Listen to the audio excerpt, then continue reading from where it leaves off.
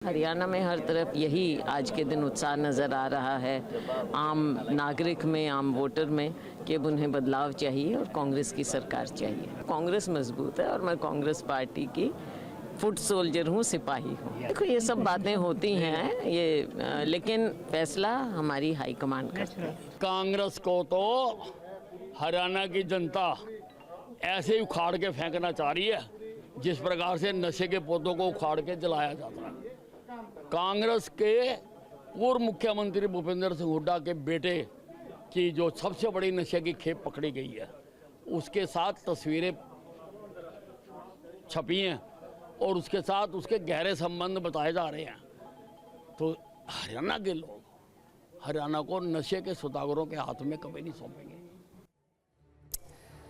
तौड़ी में आज के सवाल हैं एकदम सीधे। क्या अब चुनाव में दलित और पिछड़े वोटर का साथ ही जीत की गारंटी है? क्या दलित और ओबीसी चुनाव में किंग मेकर बनेंगे? और अगर ये सच है तो वो किसको किंग बनाएंगे? दलित ओबीसी वोट किसके पास जा रहा है? बीजेपी या कांग्रेस या फिर कोई और?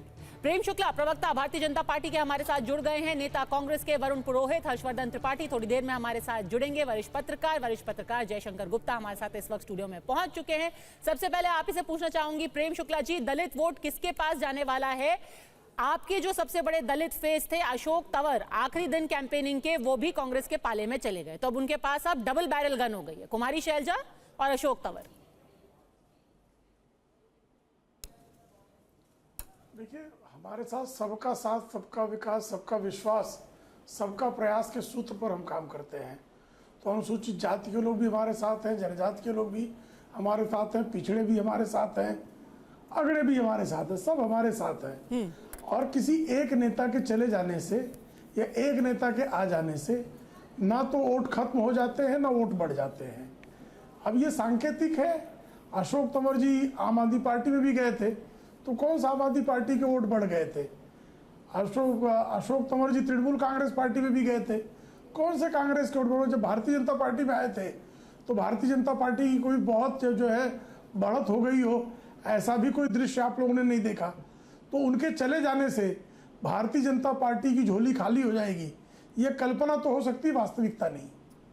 ठीक है, अगर अशोक तंवर किसी के लिए कुछ फायदा नहीं कर रहे थे तो उनको पार्टी में ला करके आपने फिर लोकसभा क्यों लड़ा दिया उनको, और वो भी अपनी एक सिटिंग सांसद को हटा करके आपने हमारी संस्था नहीं अच्छा है। ये हमारा पार्लियामेंट्री बोर्ड निर्णय लेता है, हमारे पार्लियामेंट्री बोर्ड को निर्णय लेना था, लिया उसने। लेकिन जो है किसी का वजन देखकर ही चुनाव में टिकट दिया जाता है, ऐसा नहीं। सामान्य कार्यकर्ता को भी चुनाव में टिकट दिया जाता है और कई बार बाहर से आया जो भारतीय जनता पार्टी के विचारों को स्वीकार रहा है, उसकी स्वीकारोक्ति के आधार पर उसको अवसर प्रदान किया जाता है। तो आपको लगता नहीं है कि कोई नुकसान होने वाला है बीजेपी को, जहां तक उनका दलित वोट है? एक बार सुप्रिया श्रीनेत ने आज क्या कहा है, क्योंकि प्रधानमंत्री ने बोला कि कांग्रेस पार्टी दलित विरोधी है, तो उन्होंने पूरी एक आंकड़ों की फहरिस्त रख दी सामने, और खास तौर पर हरियाणा को लेकर के उन्होंने कहा देखिए आप तो बोलिए ही मत कि दलित हित क्या होता है। सुप्रिया श्रीनेत का एक बार ट्वीट पढ़ लेते हैं। बीजेपी किस मुंह से दलितों की बात करती है? हरियाणा में एकमात्र दलित चेहरा था आपके पास, अशोक तंवर, उन्होंने भी आपको तिलांजलि दे दी। आरक्षण से खिलवाड़, दलितों के खिलाफ बढ़ता अपराध, बीजेपी का असली चेहरा सबके सामने है, सब जानते हैं। आप दलित विरोधी हैं, दलितों का अपमान और उनका दमन करते हैं। उन्होंने कहा हमने इतने सीएम दिए, हमारे अध्यक्ष भी दलित हैं, मल्लिकार्जुन खड़गे, उनके जो प्रदेश अध्यक्ष हैं वो भी बैकवर्ड कास्ट से आते हैं। आप लोग सच में दलित विरोधी हैं, दलित आपको वोट नहीं देगा 21%, ऐसा कांग्रेस कह रही है। देखिए, जिस कांग्रेस हमेशा दलितों का दमन करने का ही काम किया, जवाहरलाल नेहरू तो आरक्षण के विरोध में 1963 में सबको पत्र लिख रहे थे, ये क्या सत्य नहीं है?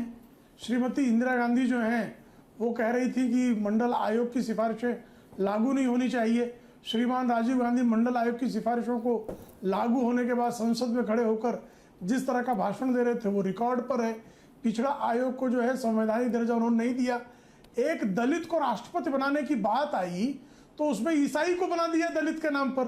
एक शुद्ध दलित जो है, उनको जो अनुसूचित जाति में जो जीवन यापन कर रहा हो, ऐसा व्यक्ति उनको राष्ट्रपति पद के लिए नहीं मिला।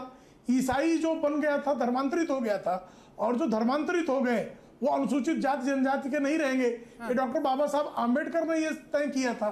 तो डॉक्टर बाबा साहब आम्बेडकर के विचारों को कुचल करके, और भारतीय जनता पार्टी पहली पार्टी है जिसने जो है रामनाथ कोविंद जैसे दलित व्यक्ति को जो है राष्ट्रपति के पद पर बैठाया, और अनुसूचित जनजाति की महिला को जो है वो राष्ट्रपति पद पर बैठाया। तो जनजाति और जनजाति और पिछड़ों के बारे में कांग्रेस किस मुंह से बात करती है, ये जो है सवाल पूछने जैसा है।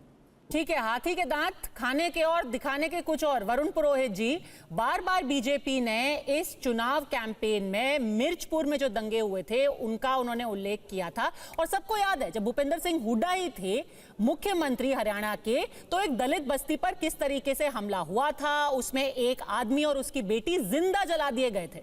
उसके बाद यह भी वाकया हुआ था कि जब उस दलित परिवारों को बोला गया कि हम वापस आपको वहां पर उस गांव में बसाएंगे, उन्होंने कहा इससे अच्छा तो हमें सर में गोली मार दो, हम उस गांव में वापस नहीं जाएंगे।